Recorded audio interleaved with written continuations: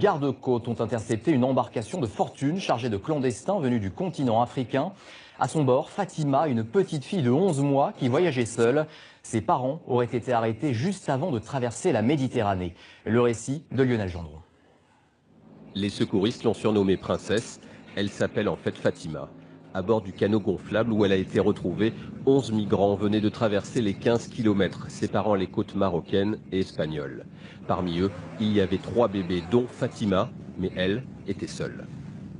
Par bonheur, je l'ai trouvée, je l'ai prise dans mes bras, j'ai attendu que sa mère arrive, mais on s'est rendu compte qu'elle était toute seule.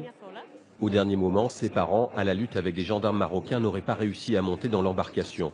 Depuis, la petite fille aime l'Espagne. Elle est devenue l'incarnation des candidats à une vie meilleure. En 2012, au moins 225 migrants sont morts en mer entre le Maroc et l'Espagne. Le personnel de la Croix-Rouge essaie de gérer au mieux. C'est vraiment très émouvant de voir ces petits, d'à peine un mois, dans ce genre de situation.